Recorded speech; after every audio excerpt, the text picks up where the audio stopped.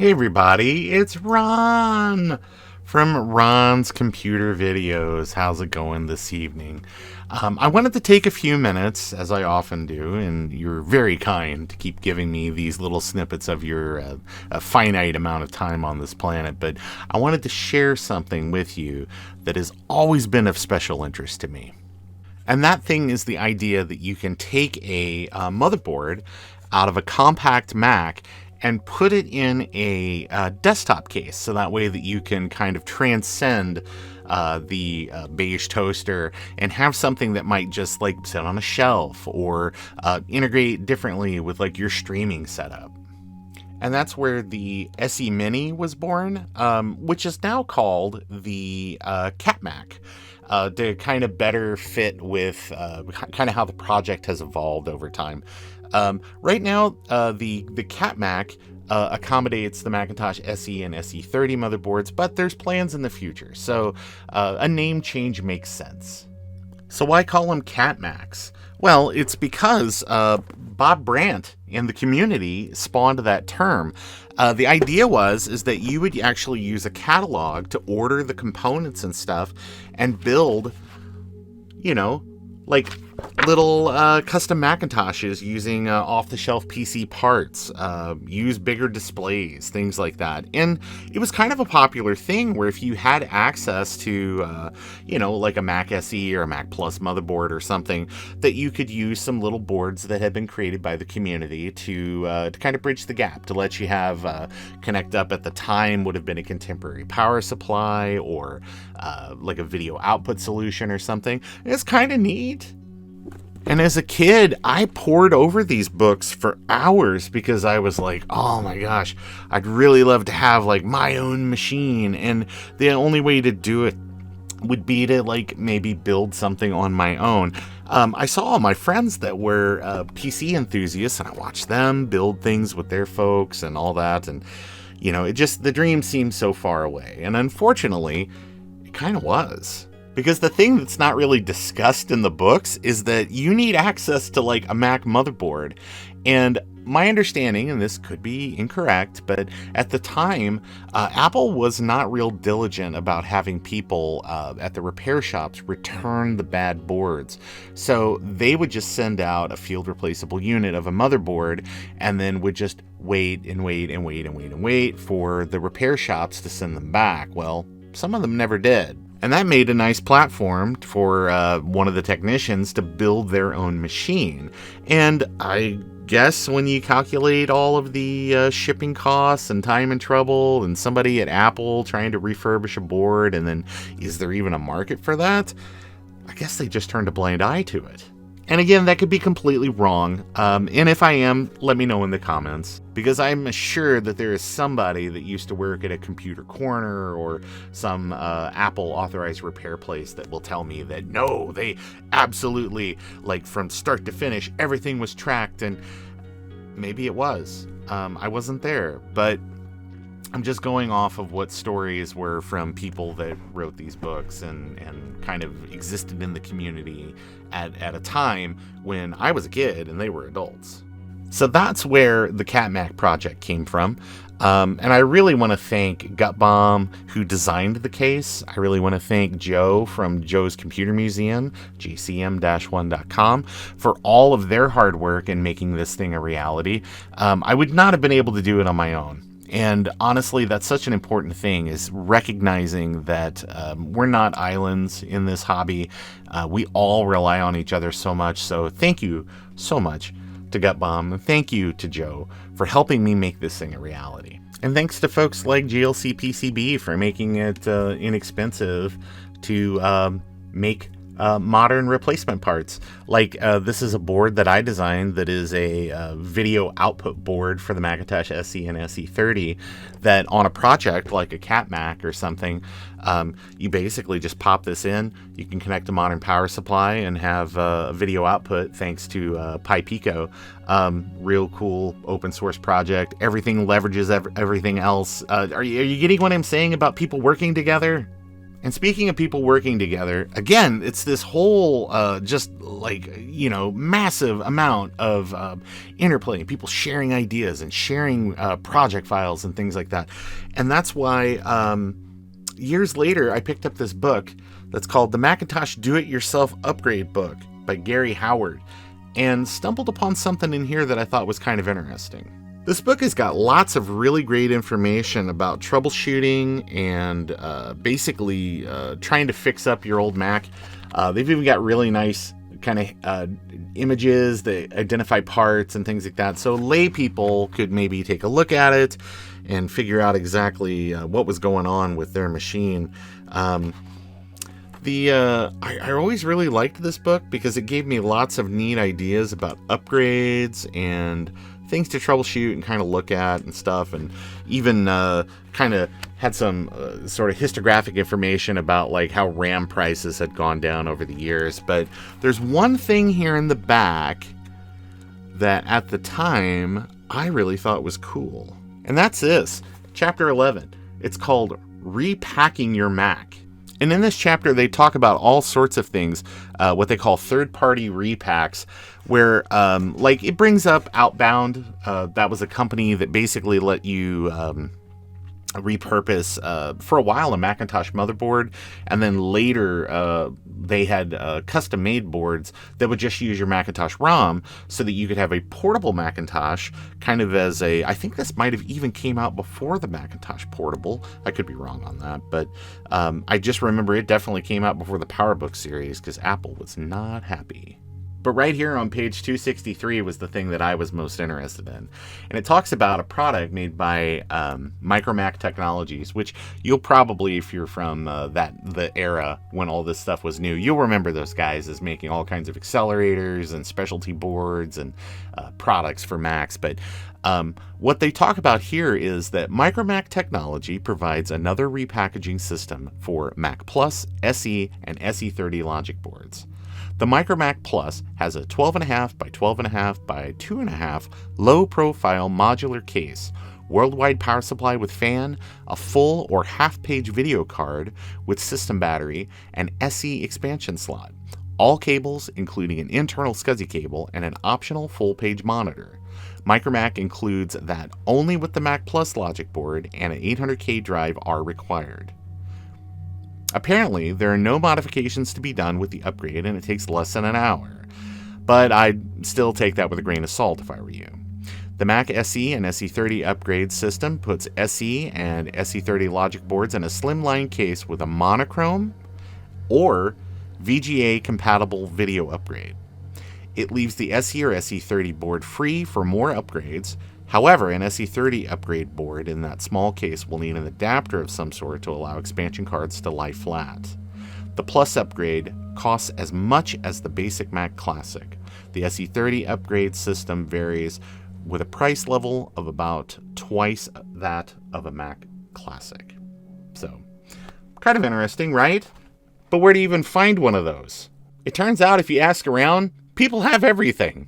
And this right here is the MicroMac SE. This is the upgrade for the Macintosh SE that was available at the time. I've got it unscrewed just for, I've got some of the components out here on the bench, and I thought that I'd show them all off to you. But the machine is pretty.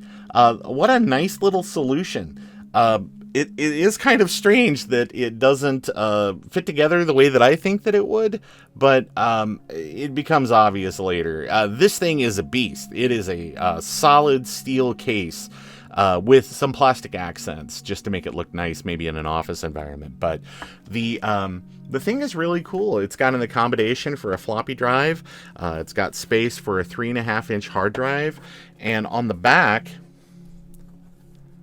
if you take a look, it's kind of like a Mac, like an LC or something like that, where it's just trying to keep everything low and compact.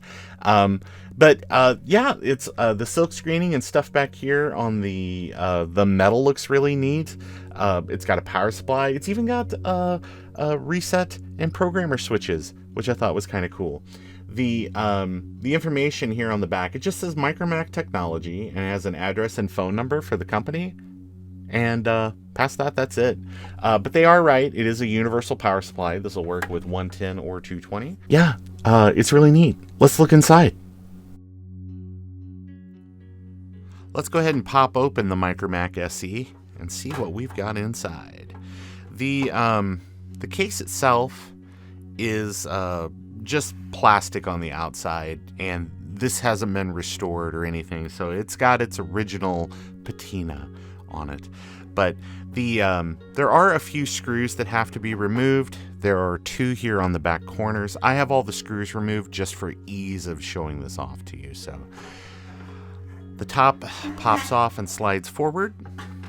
There is an inner EM shield. This actually will stay connected to the case, and you have to unscrew this separately. So typically this plastic cover comes off, and then you have to unscrew this inner cover. But once you get it open, basically this is it. It is a steel case with a replacement power supply and a specialized video card that was licensed from Lapis Technology that basically lets you put your Mac SE in a little box. Now, you might be wondering, hey, where do you mount floppy? Where do you mount hard drive? Well, there are a couple of little dedicated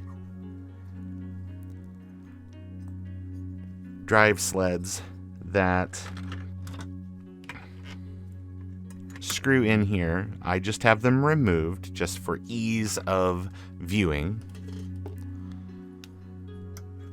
And this one doesn't want to sit still just because it's kind of at an awkward angle with those screws. But this one, they did have the foresight. They put a little plastic cover on there just because it is going to extend out underneath this special video card that they have in here. I'll pop these back out. But yeah, it's pretty straightforward. You pull your speaker or source an aftermarket speaker for your SE. You go ahead, you pop that into the machine, and then or pop that into the case and screw it down, and that's really it. The power supply up here is really only connecting ground, negative 5 volts, negative 12 volts, and positive 12 and positive 5. So there's no special magic or anything about what this power supply is doing.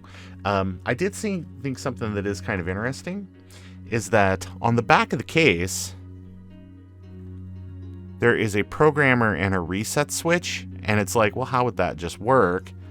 Well, it requires the person purchasing this kit to actually solder them to the back side of the reset and programmer switch in your case if you want those to work. So even though this is a nice kind of engineered solution, it does require a tiny bit of soldering if you want to maybe use every possible feature. But the Lapis card is kind of interesting. I need to do a little bit of research and see if I can find if they released a similar model for anything else. But this one specifically says that it is there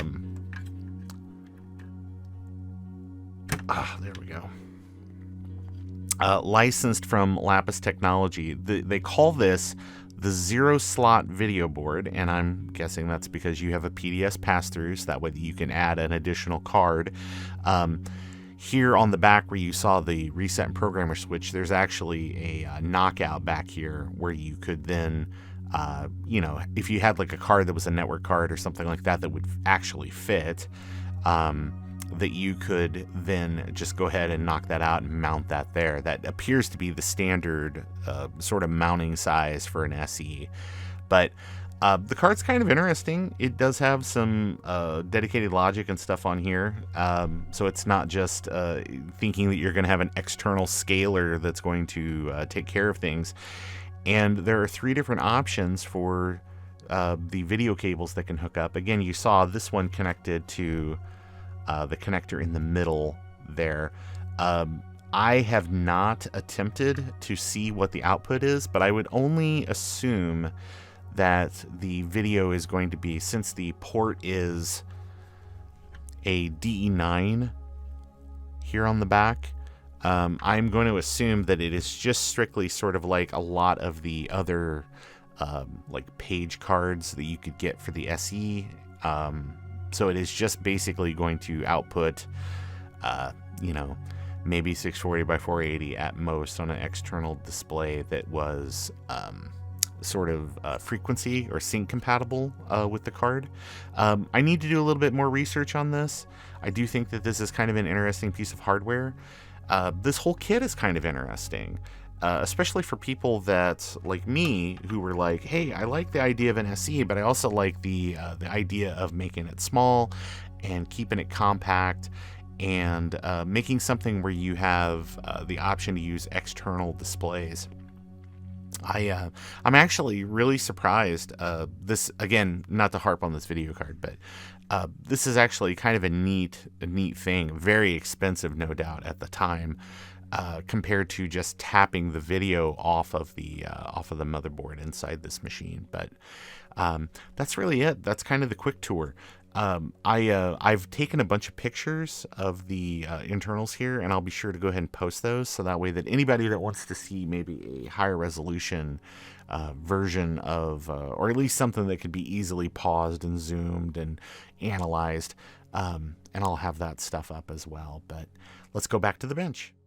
I said let's go back to the bench, but I completely forgot that Steve also sent me the hardware manual for the case. And it's actually kind of cool because it goes in and it talks about a bunch of different upgrades that MicroMac was selling at the time for these machines. RAM upgrades, video cards, all kinds of crazy stuff. So why don't we throw this on the read-a-majig and take a look at it.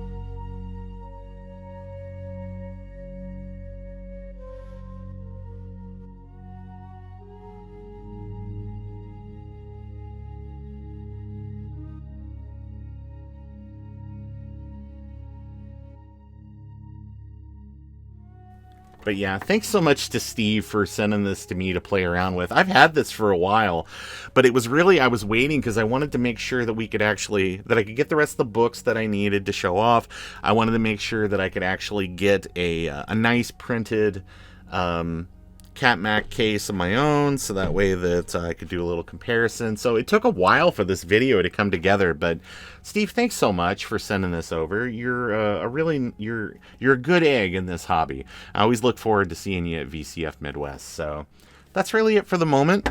I want to say thanks again to the community. Thanks to Steve, thanks to Gut Bomb, thanks to Joe, and thanks to everybody who's taken a little bit of interest in this CAT MAC project, because it's been a long road getting here. But again, it wouldn't have been possible without the help of everybody in the community, and without just all the people through all the years that have put in the effort to document and just make that information freely available. So I guess my challenge to you is this. If this type of thing interests you, at whatever level that you're in the hobby, if you're somebody that makes something, if you're somebody that just enjoys what other people make, do your best, promote what your friends are doing, talk to other people about it, share that information, because the only way that we grow and the only way that we get new friends is to just talk. So keep those lines of communication open, and hopefully we'll all talk soon about your new thing that you're interested in. And that's really it for the moment. So thanks again for spending a few minutes with me. And as I always say, Apple II forever.